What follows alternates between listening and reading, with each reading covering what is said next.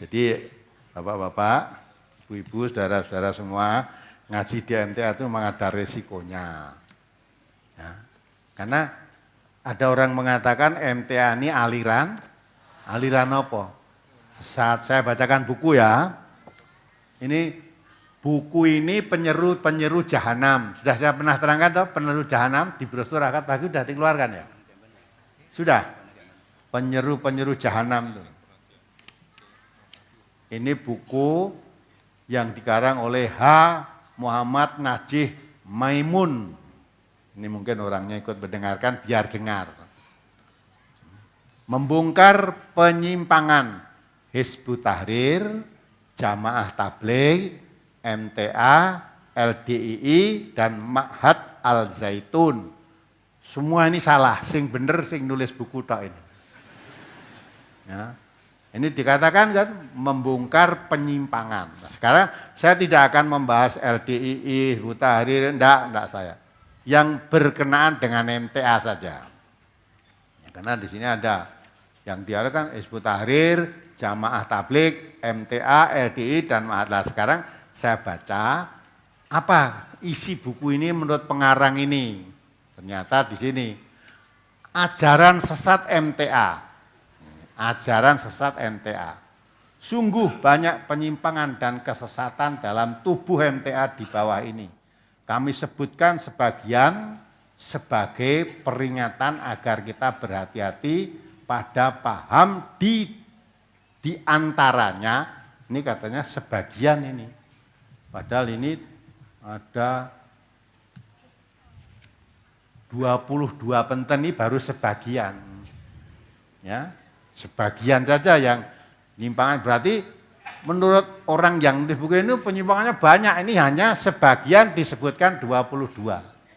Ya, bacakan satu ya. Satu, tidak menggunakan kaidah tafsir yang benar. MTA membuat metode tafsir sendiri sehingga banyak ditemui kekeliruan di dalamnya. Ya dah padahal nek wong MTA ngerti. MTA itu tidak apa? Tidak menafsir, mempelajari buku tafsir. Lah mestinya kalau kamu tahu ada penyimpangan, datang ke sini bener no. Tafsir sing kleru iki. Nanti tampilkan rujukannya. Ya. Yang kedua, menafsirkan sifat al-haya'u bagi Allah SWT dalam firman-Nya innallaha la yastahi ayat riba matala ma ba'udatan. Kita al-haya'u itu diartikan Allah tidak malu dalam surah Al-Baqarah ayat 26. Itu sudah ditafsir. Saya terangkan tentang tafsirnya di situ. Ya. Yang tiga, MTA meyakini bahwa surga tempat tinggal Nabi Adam alaihissalam adalah di bumi. Mereka menafsirkan surat Al-Baqarah 35.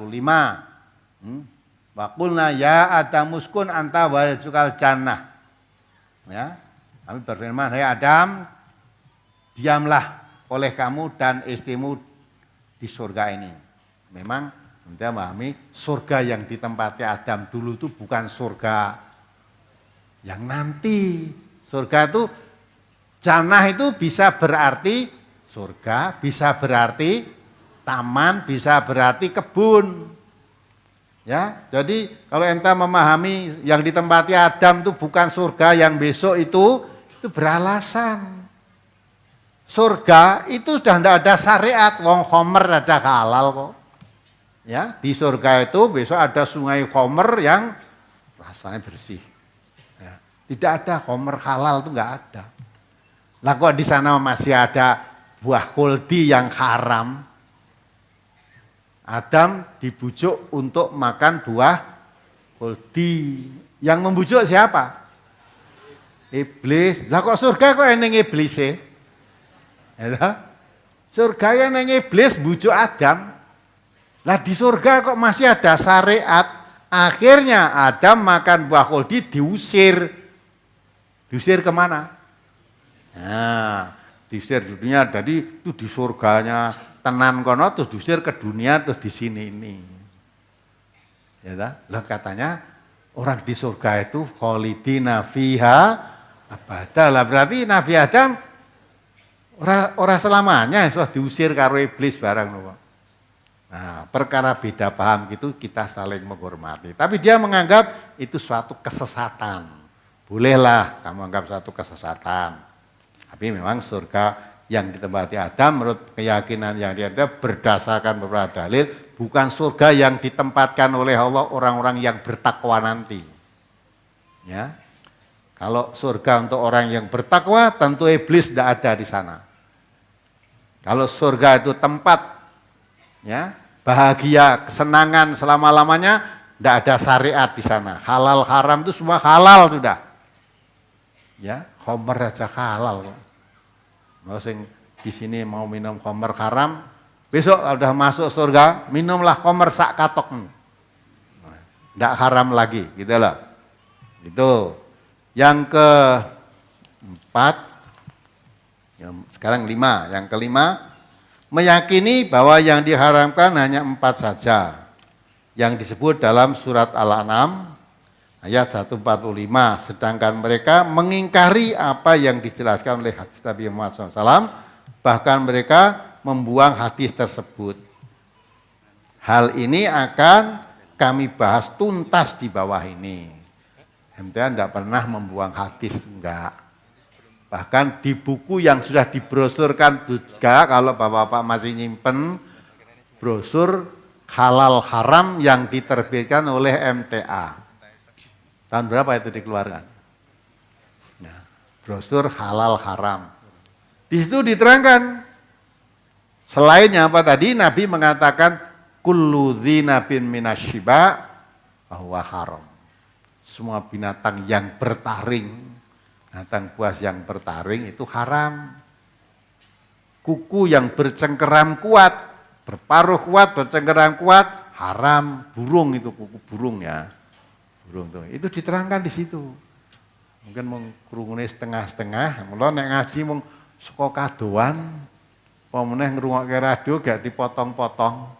Sing seneng dirungokke, sing ora seneng diketok. Nah, itu. Yang keenam,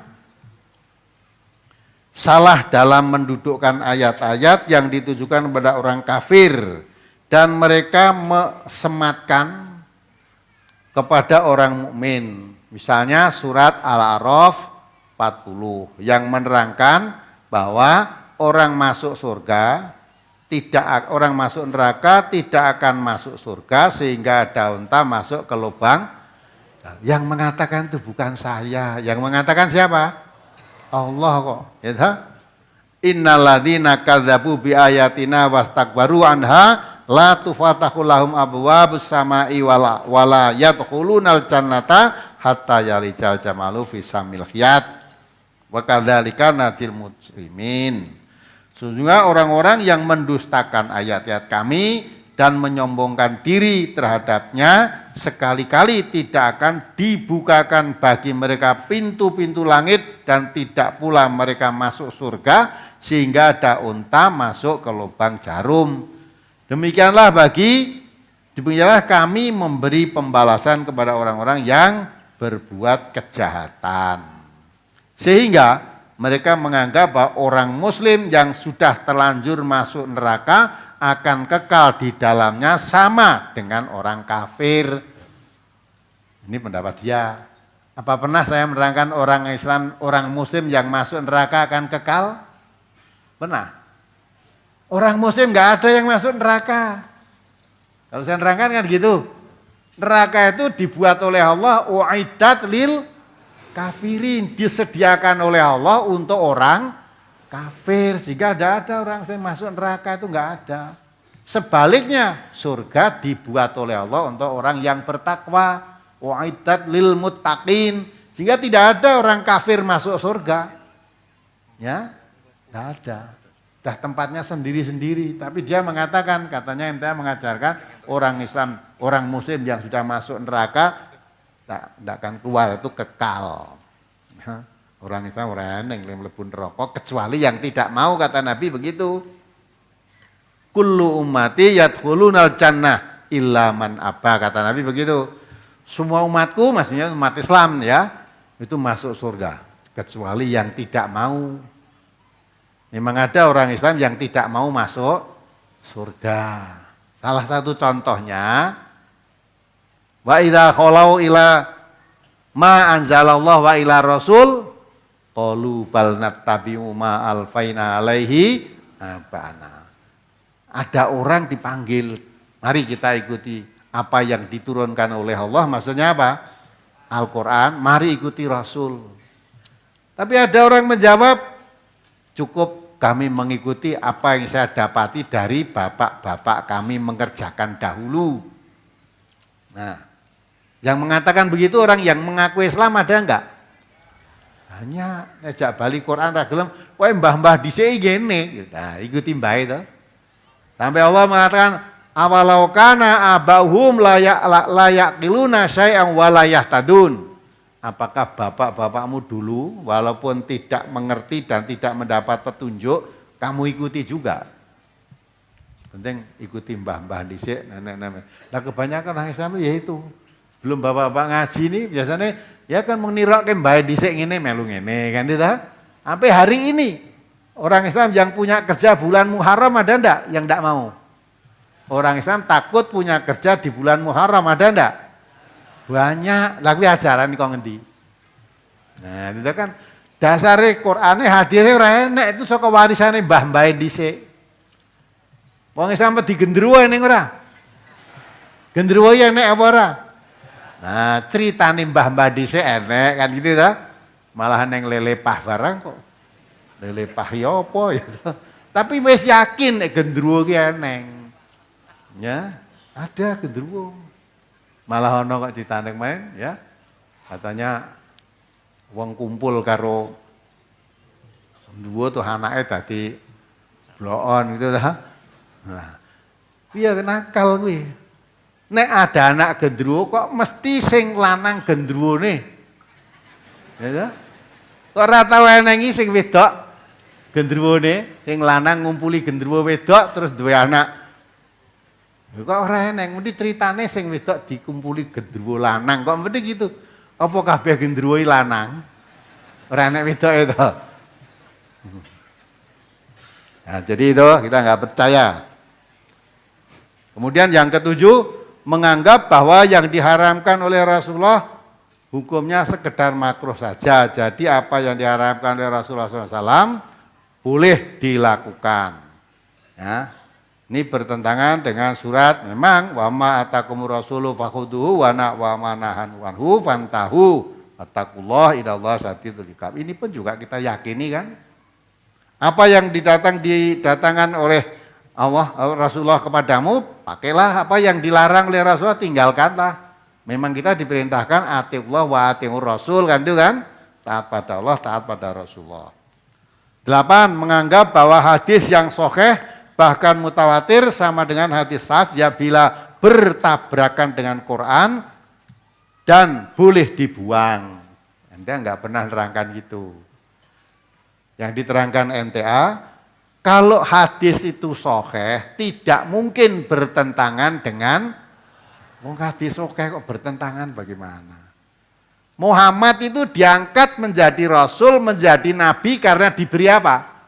Quran. Apa mungkin setelah jadi rasul ya ucapannya bertentangan dengan Al-Quran? Tidak mungkin kan?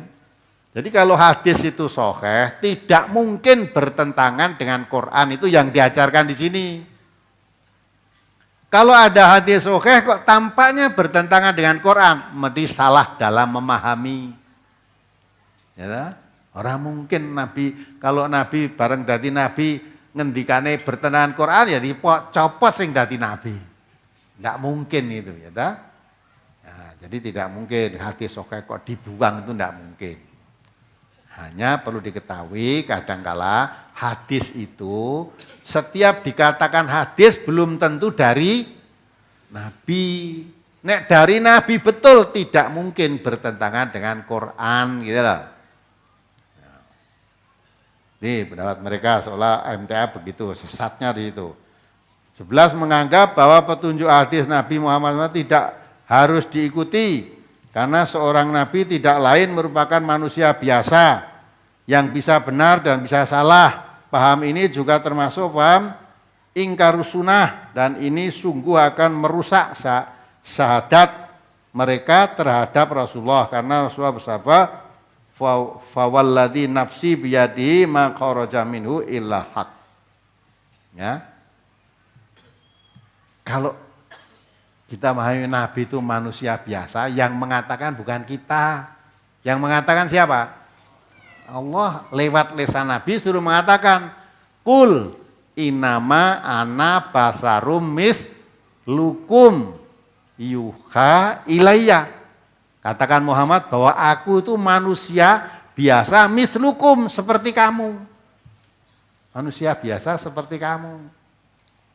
Ya, hanya bedanya yuha ilayya, aku diberi wahyu oleh Allah.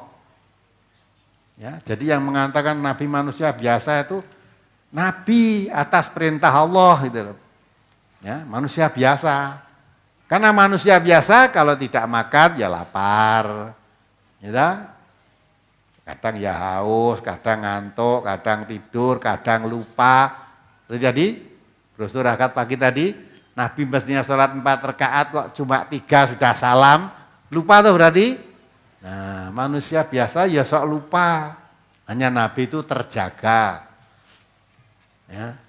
Yang dipahami oleh MTA wa ma yantiqu anil hawa in huwa illa wahyu yuha itu maksudnya Al-Quran. Bukan setiap ngomongan Nabi mesti benar. Ya, kalau salah langsung diingatkan oleh Allah.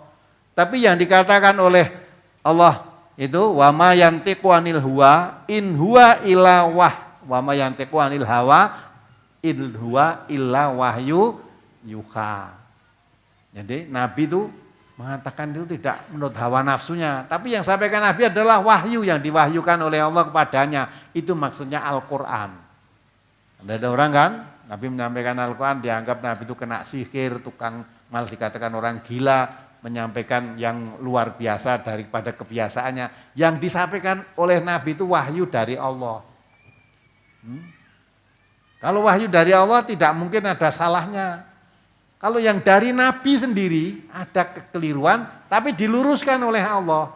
Seperti Nabi mengharamkan apa? Madu. Nabi mengharamkan madu ditegur oleh Allah.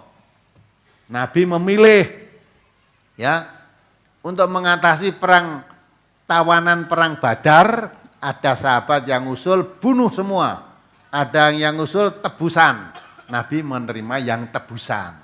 Setelah Nabi menerima tebusan itu diturunkan ayat yang menerangkan bahwa tidak pantas menerima tebusan. Tapi yang dibetulkan oleh Allah, bunuh semua tawanan Badar itu. Itu kan dari Nabi. Itu kan? Ya, tapi diluruskan oleh Allah. Tapi kalau yang dari Nabi yang manusia biasa, ya kan? Jadi kalau kalimat Al-Quran yang mengatakan wa ma yantiqu anil hawa in huwa illa wahyu yuha. Tidak semua ucapan Nabi itu dari wahyu, ya kan? Maka kalau itu wahyu, tidak ada yang salah. Semuanya benar. Itu Quran. Nah perkara beda pemahaman begitu tidak masalah, silahkan. Itu menganggap sesat gitu. Dalam hukum waris mereka juga tidak menggunakan hadis sahih, tapi hanya dengan ayat Al-Quran. Kita belum pernah membagikan waris. Ya, dengan waris belum pernah diajarkan di sini. Hanya petunjuk-petunjuk dalam Al-Quran itu mengada. Apa pernah kita mengeluarkan brosur tentang hukum waris? Tidak. Ya. Memang dalam Al-Quran hukum waris ada, patokan-patokannya ada. Tapi dalam hadis Nabi juga sebagai penjelasan. Itu ngawur, kita belum pernah menerangkan itu. Membolehkan tayamum mutlak bagi orang safar walaupun ada air. Ya, mesti banyak dalil. Memang mesti saya terangkan lengkap, tidak begini nih. Orang musafir itu ada yang berpendapat boleh tayamum, ada yang berpendapat tidak boleh tayamum. Yang boleh tayamum itu orang sakit, gitu kan? Padahal dalam ayatnya diterangkan wa in kuntum mardo aw ala safarin aw jaa ahadum minkum minal ghaid aw lamastumun nisa falam tajidu ma'am fatayamamu sa'idan thayyiban, gitu kan? Jadi kalau kamu berhadas besar atau berhadas kecil, kemudian kamu akan sholat, ya, kemudian tidak ada air, nah itu Ada yang memahami yang boleh tayamum itu satu orang sakit, dua orang apa itu? Orang musafir, musafir enggak. Yang paham ini tadi orang sakit saja, padahal ayatnya jadi satu. Kalau kamu sakit, kamu dalam bepergian atau kamu tidak ada air. Nah, maka di sini ada yang berpaham orang yang boleh tayamum itu satu musafir, dua orang sakit, tiga orang mukim walaupun mukim tetapi tidak ada air. Paham yang kedua, yang boleh tayamum itu hanya orang sakit dan orang yang tidak ada air. Ya, orang sakit dan tidak ada air. Kalau ada air walaupun sakit tidak boleh tayamum kan gitu. Walaupun ada air. Hanya ada air kok tayamum. Lah sakit. Walaupun sakit ya seperti musafir tadi. Nah, ini kalau beda paham, beda pendapat silahkan, tidak masalah. Kita hormati gitu loh. 14 menganggap bahwa laki-laki dan perempuan semuanya wajib sholat Jumat secara mutlak. Memang dalam hadis Nabi juga diterangkan sholat Jumat itu wajib bagi setiap muslim. Kecuali sholat Jumat itu wajib bagi setiap muslim dengan berjamaah. Kecuali wanita, anak-anak, musafir, hamba sahaya, orang sakit gitu.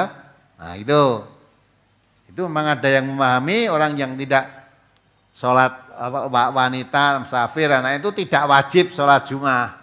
Tapi kalau tadi ayat hadis menerangkan tidak wajibnya itu jamaahnya, tapi sholat Jumatnya tetap wajib.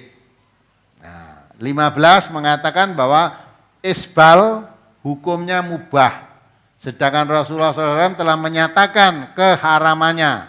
Sini tulis hadisnya. An Abdillah bin Umar anna Rasulullah SAW ya qala alladzi yajurru thawbahu khuyala'a la yandurullah ilaihi yaumal qiyamah.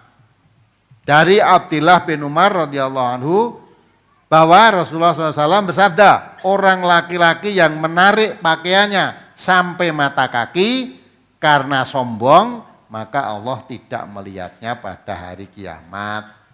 Ya, sebenarnya hadis itu sebenarnya sudah jelas. Yang tidak boleh memakai celana sampai dua mata kaki itu kalau apa? Sombong. Ya. Berarti tidak bolehnya karena sombong. Kalau tidak sombong, boleh. Ya. Ini dipraktekkan oleh Abu Bakar As-Siddiq sendiri.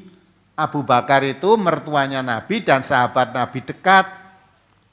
Nah, Abu Bakar pernah datang kepada Nabi, ya Rasulullah, kain saya, izar saya selalu turun di bawah mata kaki, kecuali kalau saya sangat hati-hati. Jawab Nabi apa?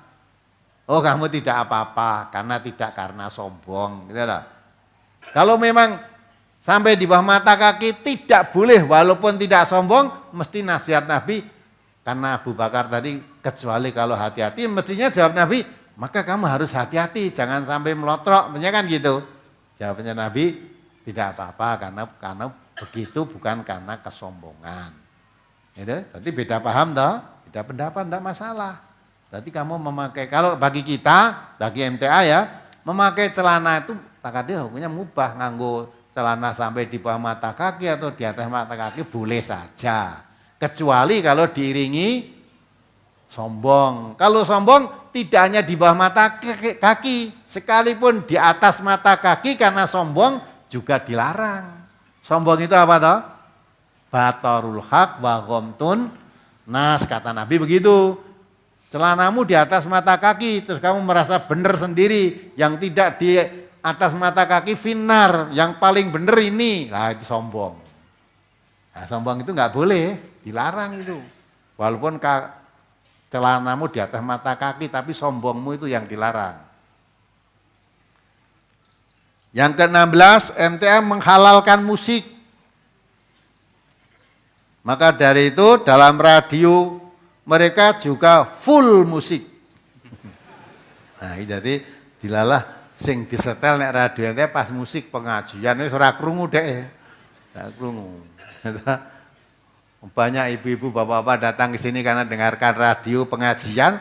Orang yang siji we yang datang ke sini pertama, karena saya dengar musik MTA di radio, enggak pernah ada itu. Mesti tertarik datang ke sini karena pengajian yang di radio. Nah ini katanya radio MTA full musik. Nah MTA memang tidak mengharamkan musik, ya dah, tidak mengharamkan musik. Zaman Nabi itu ya ada musik kok.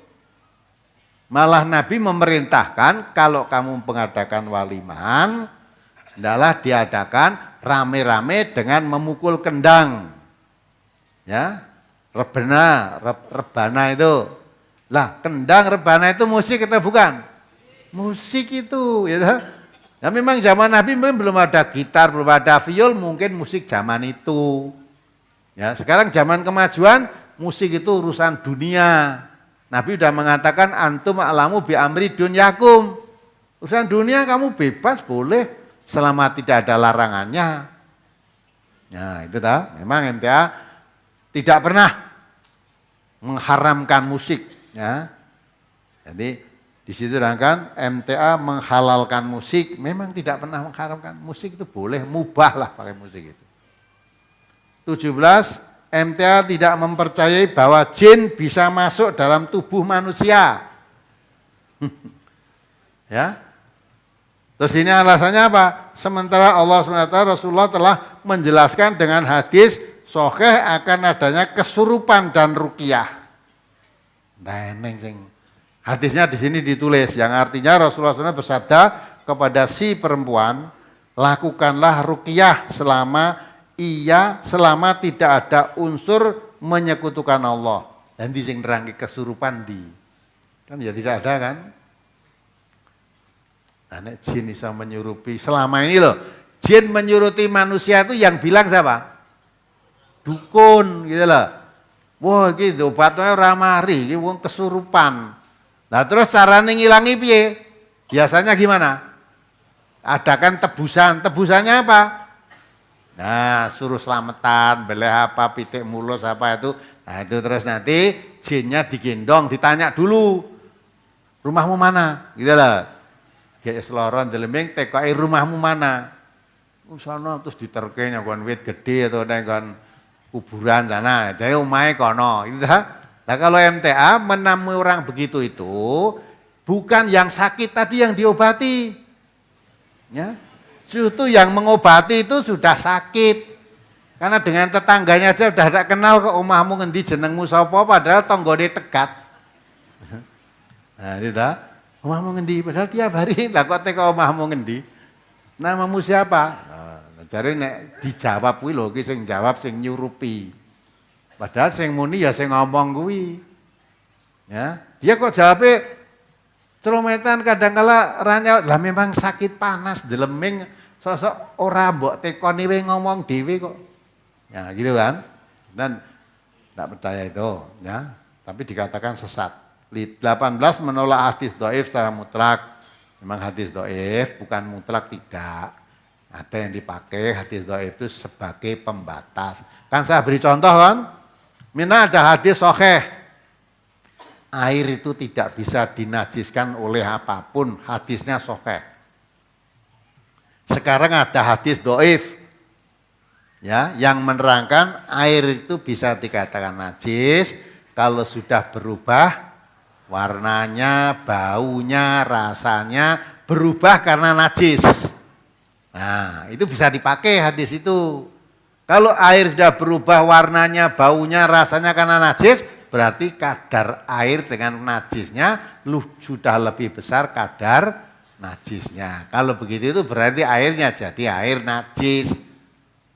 Ya, tidak bisa kita tidak memakai. Ya, pakai hadis itu walaupun dhaif. Hadis dhaif bisa dipakai kalau memang ada hadis sahih yang menguatkannya. Malah ngaji jangan setengah-setengah. Cuma ngrungokke kekaduan terus nulis buku. 19 mengharamkan mauludan. Mengharamkan yasinan, mengharamkan tahlilan. Bahkan menurut kabar, orang yang tahlilan lebih buruk daripada zina. Nah, Ini kok tinggal dalil nulis buku gitu loh. Ya toh? Katanya MTA mengatakan zina lebih baik daripada tahlilan. Hanya di sini ditulis orang tahlilan lebih baik lebih buruk daripada zina. Saudara yang pernah ngaji betul di MTA itu pernah dengar itu. Nah, saya orang ngaji wis iso nulis ngene kok. Padahal yang di sini tidak pernah dengar. Ya. Tidak pernah dengar MTA mengajarkan zina lebih baik dari tahlilan. Atau tahlilan lebih buruk daripada zina. Di zina cara doyan api ini dipandingnya tahlilan gitu toh. Nah, ini dari pengarang buku ini. 20 mengharamkan walimah kematian 7 hari, 40 hari, dan 100 hari.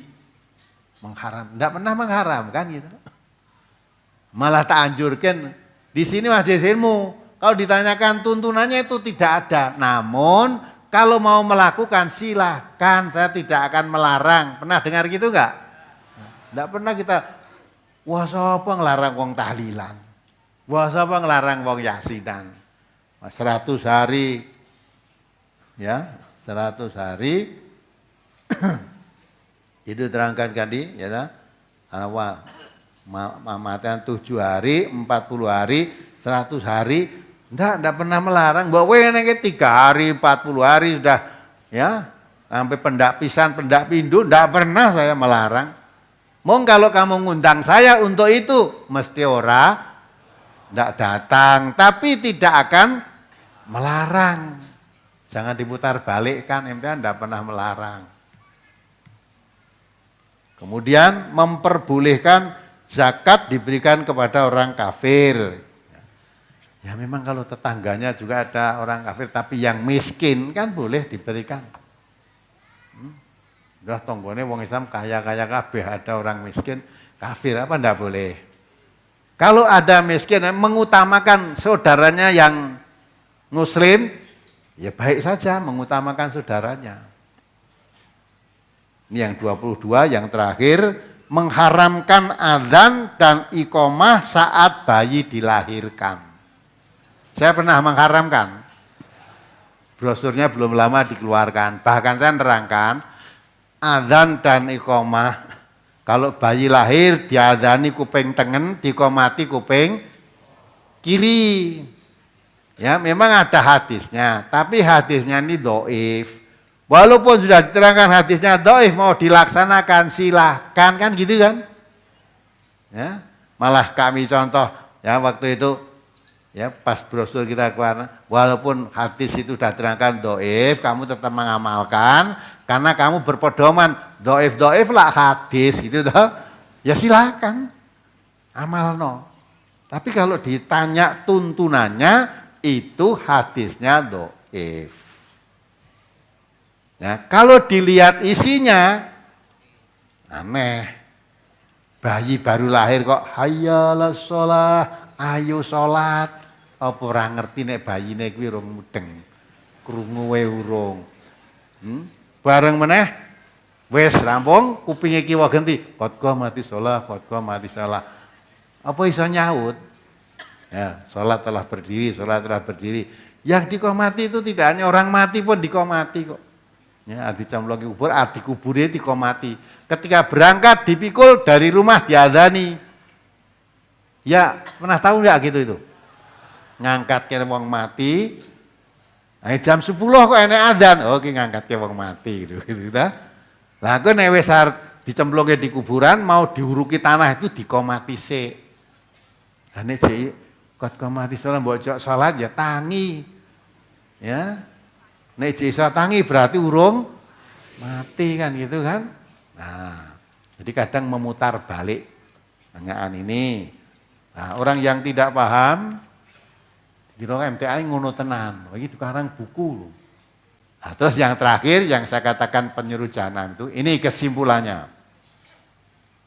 Inilah yang tidak dipahami oleh orang-orang MTA. Sekarang ini dakwah sesat. Dakwah sesat MTA ini, mereka semakin merambah ke berbagai daerah. Mereka mempunyai jaringan yang luas dan canggih. Nah, mestinya kalau kamu merasa MTA ini sesat, kamu yang bener tandingono. Wong sesate wani dakwah lewat radio kok kamu sing selamat malah ora wani piye. Sing sesat we canggih lah kok kamu sing selamat ora canggih. Harusnya malu ya. Canggih baik media massa maupun elektronik. Sehingga banyak masyarakat yang dengan mudah terperdaya oleh ajaran-ajaran sesatnya. Nah, maka kalau kamu punya ajaran selamat, tidak mau menyebarkan, dosa kamu. Nah, lah orang-orang do melu sesat, lah sing ngerti sesate kuwi kok. Sing selamat orang ngerti kok. Mestinya kalau kamu kamu mengatakan ajaran sesat, imbangi. Terus kamu sebarkan ajaran yang selamat. Fitrah manusia mesti memilih yang selamat. Ya, ayo. Kamu sebarkan ini. Nah ini, terus jeleknya ini. Sudah saatnya kaum muslimin, para ulama, tokoh masyarakat, dan kaum santri untuk menyatakan perang dengan mereka. Nah, ini ya. Ini kan, ini penyeru-penyeru jahanam. Kalau kamu mengikuti ini, masuk jahanam. Sebab Nabi mengatakan, sibabul muslim fusukun, wa qitaluhu kufrun. Menghina saudaranya sesama muslim, itu fasik. Memerangi orang muslim, itu kafir. Nah orang kafir kan masuk jahanam kan. Apalagi sampai membunuh, al-qatil wal maktul finnar. Membunuh orang muslim tanpa alasan yang dibenarkan, masuk neraka kamu. Masa beda paham, kamu suka tahlilan, kene enggak suka. Kowe ngadani bayi, kene tidak suka. Gitu kok terus diperangi gitu coba. Orang Islam yang tidak pernah sholat, tidak pernah puasa, ning dijak selamatan-selamatan sergep orang mbok apa-apake. Nah orang Islam wis sholat, wis puasa, wis haji, mung ora tahlilan enek wong mati, ora bancaan wong selamatan, malah mbok perangi. Kuwi jane piye to iki? Ya, gimana kamu itu? Ya. Saudaranya orang Islam itu siapa? Al-muslimu akhul muslim, wong Islam sedulur wong Islam. Lah titikane wong Islam kata Nabi itu yang membedakan kamu Islam dan kafir adalah sholat. Justru yang tidak sholat ngaku Islam itu kafir. Ning nek wis sholat walaupun tidak adzan bayi, ya, tidak datangi waliman kematian, tapi dia sholat, dia orang muslim. Ya, itu masalah-masalah rencek-rencek kecil-kecil itu masalah furu'iyah. Jangan kamu jadikan alat untuk memusuhi. Ya, kok malah menyatakan perang. Nah ini kan penyeru jahanam kan. Ini sudah gini. Ini entah saya belum membaca kesalahan yang menurut mereka, menurut dia pengarang buku ini Hizbut Tahrir itu di mana, Jamaah Tabligh salahnya apa, LDI apa, Ma'had Al-Zaitun apa, kita nggak pernah ngelek-elek Jamaah Tabligh ya tenah, LDII ya tidak pernah, Al-Zaitun tidak pernah, apalagi Hizbut Tahrir ya tidak pernah. Ya, sebab nanti kalau memang itu salah, ya, yang menghukum itu siapa? Allah. Kalau dia yang benar, Allah juga memberi pahala. Lah orang ini menganggap semua tadi salah, yang benar dirinya. Padahal menurut Allah, fala tuzakku anfusakum huwa a'lamu bimanitaqo. Coba dibaca ayatnya. Jangan merasa dirimu suci, surat An-Najm itu ya. Jangan merasa dirimu suci, benar sendiri. Ya tak? Allah yang paling mengetahui, yang bertakwa itu siapa? Yang tahu itu Allah.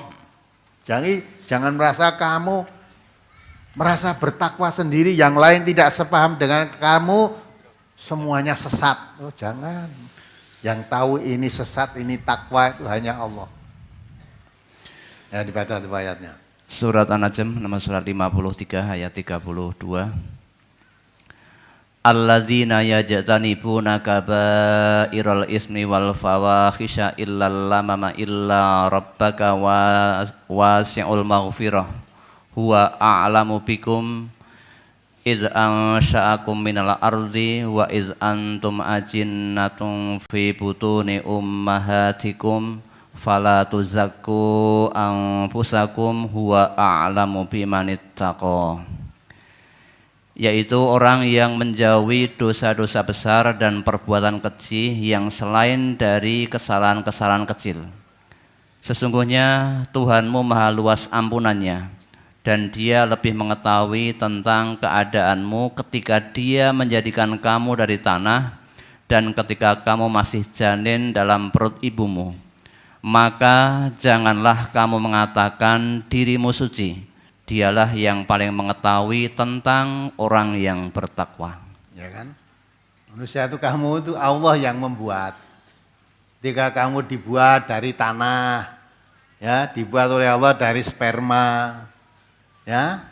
Juga di situ Allah menyimpan kamu di dalam janin. Semua manusia itu ngalami begitu. Dari asalnya sama, tempatnya ya sama, nanti kembalinya pun sama. Ya, maka sesama manusia itu jangan merasa lebih satu dengan yang lain. Maka fala tuzakku anfusakum. Ya, jangan merasa dirimu suci. Ya kan? Benar sendiri. Wa alamu bimanitaqo. Allah yang tahu siapa yang bertakwa. Kalau kamu semua manusia itu sama. Kamu diciptakan oleh Allah dari tanah. Dan ketika kamu masih di dalam janin, di dalam perut ibumu, Allah juga yang memelihara. Nanti semua orang itu di dalam perut ibu sing ngopeni ya Allah. Asalnya dari tanah, dari sperma juga Allah. Sama kita itu semua. Maka terus dikunci akhir ayat itu fala tuzakku anfusakum. Jangan dirimu merasa suci, bersih sendiri sama yang lain itu. Nah terus yang bertakwa huwa a'lamu bimanittaqo. Hanya Allah yang tahu siapa yang sebenarnya bertakwa. Kamu menuduh ini sesat, siapa tahu malah yang sesat itu kamu yang nuduh itu. Ya, maksud orang gelem waliman wong mati sesat. Orang gelem adzan bayi sesat. Nah ini kan. Nah perkara ini ya kita hormatilah, saling menghormati. Ya, kamu yang suka waliman kematian 7 hari, 40 hari, 100 hari, 1000 hari, pendak pisan, pendak pindo silahkan. Ya dah? Yang tidak mau jangan dipaksa. Ya dah? Nah gitu, kita kalau orang Islam tahu itu seperti itu. Oh pahamnya gini, tidak mau ya sudah, tidak usah diajak. Yang mau jangan disuruh berhenti. Nah tidak disuruh berhenti sendiri, itu urusan dia. Karena ngrungokke radio NTA do mandek dhewe-dhewe iki. Nah, tapi kita kan tidak nyuruh berhenti perkara dia berhenti kan urusan dia sendiri. Kenapa kamu berhenti? Ya. Inilah jadi ini buku ini yang disalahkan tidak hanya MTA saja. Hizbut Tahrir, Jamaah Tabligh, MTA, LDII dan Ma'had Al-Zaitun. Saya tidak akan mengkaji ya tuduhan si pengarang buku itu kepada LDI bagaimana, Jamaah Tabligh bagaimana, Hizbut Tahrir bagaimana, Az-Zaitun tidak mengkaji yang dituduhkan pada MT aja, tuduhannya ternyata yang ditulis di situ tuduhannya MT aja tidak benar. Saya yakin menuduh Hizbut Tahrir, Jamaah Tabligh, LDI ini ya tidak benar dong, dia tidak tahu, hanya krungu-krungu. Krungu-krungu wis dienggo dalil, ya. Tahlilan itu lebih buruk daripada zina, krungu-krungu tadi. Ya itulah, maka hati-hati.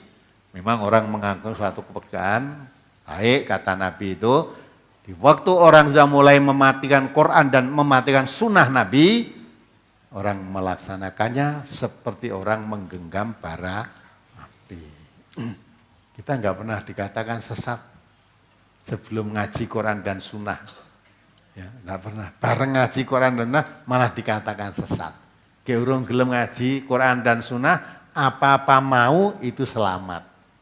Bareng iki ra gelem Karena ada dasarnya larangan dari Quran dan Sunnah Nabi, sekarang menjadi aliran sesat. Anehnya, mestinya saudara harus berpikir, ngatasi aliran sesat. Lah kok ya pengikutnya akeh. Tur diluarkan lewat radio ya kok ya dok ketarik kuwi lho, wong sesat kok ketarik. Lah apalagi saya ajarkan selamat, mestinya kan gitu. Harus tanding ya. Ya loh, biar bahkan sesat. Kita yang mempunyai ajaran selamat. Mesti banyak yang mengikuti keselamatan. Kan gitu mestinya. Kita tuh nggak pernah ribut kok. Orang Islami senengnya ribut. Neng gereja ngadeg ngono wis ribut. Ada gereja ngadeg, wah ki arep kristenisasi. Ya ta? Lah wong karo gereja ngadege kok wedi. Ya. Tidak sombong, rumah saya itu gandeng gereja. Gandeng betul. Ya, ini gereja, ya, ini gereja ya, madhab utara, rumah saya ada utara. Tembok sebelah kanan ini, ya tembok dinggo gereja, ya tembok dinggo rumah saya. Malah tidak pernah terganggu. Ngaji, sholat, barang ora apa-apa malah. Ora tahu dioprak-oprak. Dan kami juga, anak saya, cucu-cucu saya, enggak ada yang terpengaruh. Melu haleluya itu enggak ada. Enggak ada. Wong kita yakin Islam itu agama yang benar. Dan agama yang dikatakan oleh Allah itu hanya Islam. Kenapa kita harus ribut? Aku nu dakwah. Nah kalau mereka dakwah, kalau kita meyakini yang benar itu Islam, yang batil aja berani dakwah, mengapa yang benar tidak mau dakwah? Nah, harusnya kalau ya wong tawa dagangan paribasane tiruan, kita jual emas murni, itu ada jual emas imitasi. Lah kok wis bingung. Ayo orang do tuku imitasi ya bener murah kok. Ya kan? Lah kalau kamu jual emas murni tidak perlu, walaupun orang jualan imitasi wis ben payu-payu rapo. Engko delok ra wis luntur ireng. Itu tidak perlu kita takut ya. Maka ente enggak pernah mendemo orang mendirikan gereja, enggak. Ribut.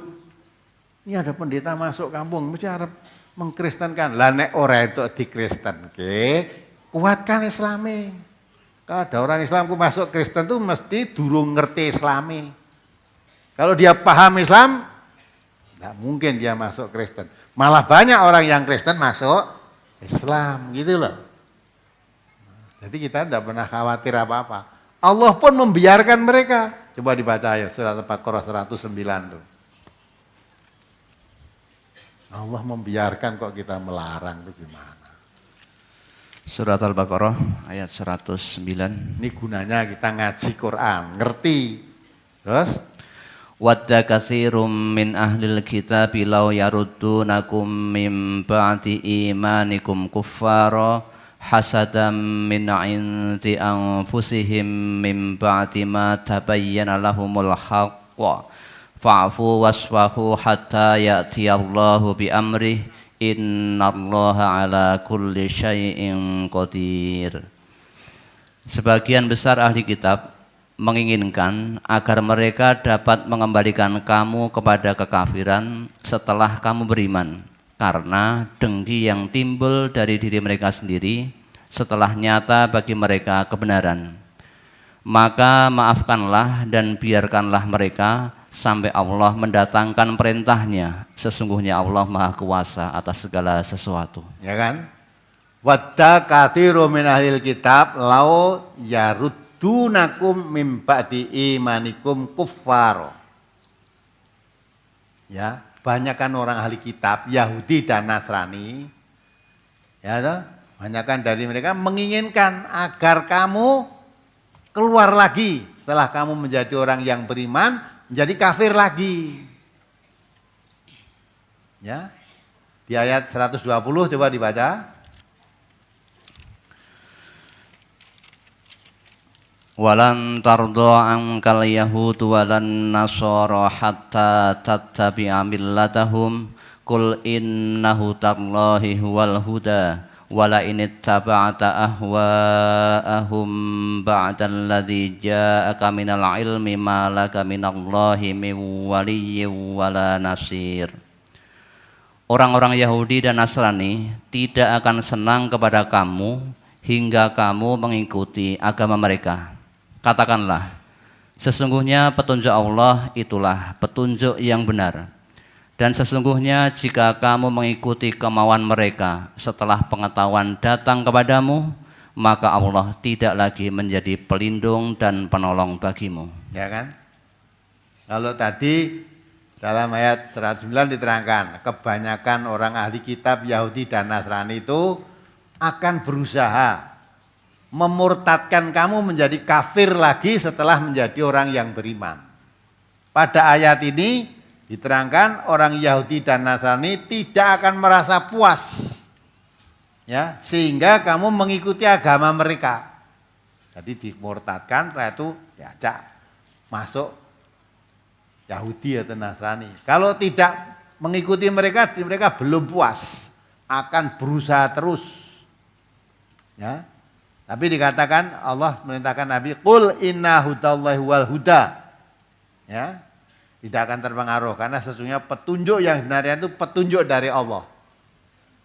Ya. Maka mereka berusaha memurtadkan kita, mengajak kita masuk agama mereka. Fa'fu wasfahu hatta ya'ti Allah bi amri. Maafkan dia, biarkan dia. Biarkan dia dakwah begitu, biarkan. Jombo alang-alangi. Ya. Kemudian ketika gereja biar, jangan bawa beruke. Ya. Nah terus apa yang kamu lakukan? Aqimus shalah wa atuz zakah. Ya. Dia mau berdakwah, mengkristenkan orang se-Indonesia, biarkan dia. Kalau memang tidak boleh menjalankan, kamu usaha. Jaga orang Islam jangan sampai murtad. Nah itu kan, dijaga jangan sampai murtad, maka yang ngaku Islam itu dingertikan tentang Islam itu apa. Ya, kita yakin membahas suatu kebenaran. Ya, inna hudallahi wal huda. Tunjuk Allah itu petunjuk yang sebenarnya. Lah ada orang datang bawa petunjuk selain Allah kok kami bingung kenapa. Nah, gitulah. Maka kita perlu ngaji itu punya pendirian yang kuat. Tidak pernah ribut. Nah, orang nanti kalau kamu ya melihat MTA perkembangannya makin pesat karena elektronik canggih dan sebagainya, imbangono lah kamu biar menyebarkan ajaran selamat juga biar berkembang pesat. Kalau kamu ajarkan selamat, ini ajaran sesat, fitrah manusia mesti mencari keselamatan. Karena Allah menciptakan manusia itu sesuai dengan fitrahnya. Mencari keselamatan. Jadi mana mau kamu bengak-bengok ora gelem ngimbangi menyebarkan keselamatan ya percuma, tuas kesel tuar kos hatimu. Ya, buat buku ini kan biar ora terpengaruh, apalagi udah dikomando nyatakan perang. Nyatakan perang ini tadi. Ya dah. Yang diseru semua nih mempunyai sekarang ini dakwah sesat mereka semakin merembah ke berbagai daerah. Belum lagi nanti 27 Desember dari Merauke sampai Takengon sana nanti. Mereka mempunyai jaringan yang luas dan canggih, baik media massa maupun elektronik. Sehingga banyak masyarakat yang dengan mudah terperdaya oleh ajaran-ajaran yang sesat. Maka mesakno biar orang-orang tidak terperdaya ke ajaran yang sesat, kamu ajarkan ajaran yang selamat. Kasihan mereka do sesat. Kan gitu harusnya cara berpikirnya. Maka sudah saatnya kaum muslimin, para ulama, tokoh masyarakat, kaum santri untuk menyatakan perang dengan mereka. Ya. Nah, karena maka saya ikut menghimbau juga tidak lewat tulisan, lewat suara ini. Ya, lewat suara ini. Sudah saatnya kaum muslimin, para ulama, tokoh masyarakat, kaum santri untuk mempelajari Islam dari sumbernya. Sudah saatnya ini. Dasarnya apa? Alam yakni lilladzina amanu antahsya'a qulubuhum li dzikrillah. Apa belum saatnya orang yang mengaku dirinya beriman, hati mereka untuk tunduk patuh mengingat kebenaran dari Allah.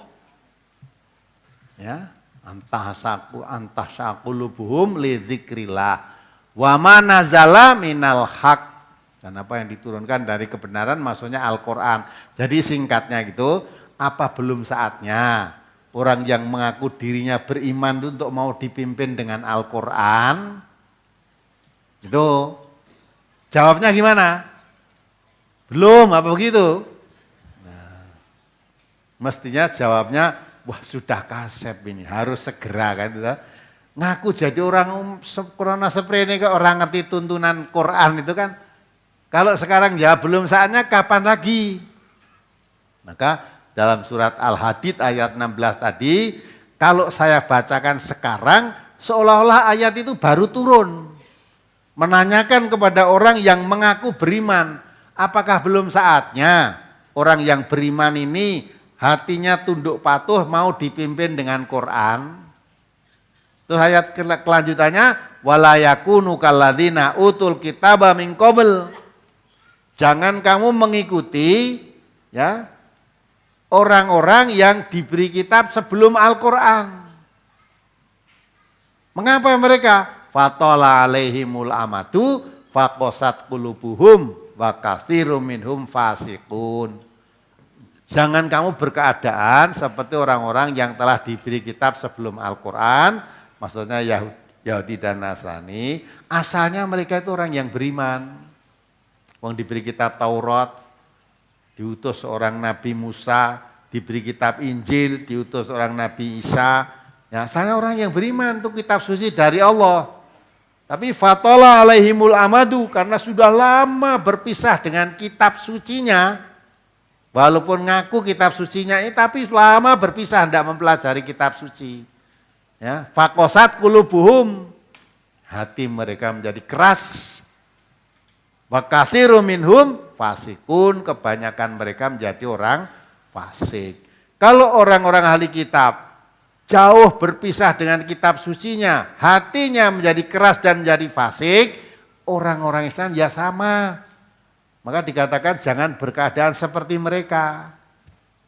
Kalau kamu seperti mereka jauh dengan kisi kitab Al-Quran, jauh dari kitab Qurannya, hatimu jadi keras. Ngakunya Islam, nanti kalau diterangkan Quran, menolak. Tidak mau, masa Quran seperti itu? Dulu tidak seperti itu, dulu kamu ya belum pernah ngerti, sekarang tidak tahu. Nah kok diterangkan Quran, dhisik orang ngono kok. Loh, lah Quran dhisik piye? Nah, maka dulu kamu belum pernah tahu, sekarang makin jauh.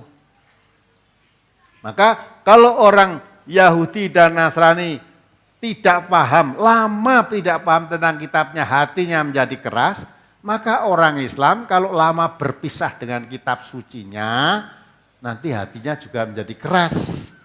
Kalau diterangkan Qur'annya tidak makin mencintai tapi makin membenci. Nah, maka Allah melarang, jangan keadaanmu seperti mereka. Kebanyakan mereka akhirnya menjadi fasik. Nah, maka himbauan ini kalau mereka ngajak perang, saya ajak sudah saatnya umat Islam itu segera kembali kepada Quran dan Sunnah. Sehingga bisa mengerti, bisa membedakan antara yang hak dan yang batil, yang benar dan yang salah. Kalau saudara tidak mau ngaji, tidak ngerti yang diajarkan NTA ini sesat apa benar. Orang-orang yang mengatakan ini sesat itu pada akhirnya mereka itu tidak tahu kebenaran. Ya, lah kalau mengajarkan Al-Quran dan terus sesat, terus yang benar yang ngajar ke opo. Ajarkan apa? Itu kan? Ya, saya rasa cukup sekian.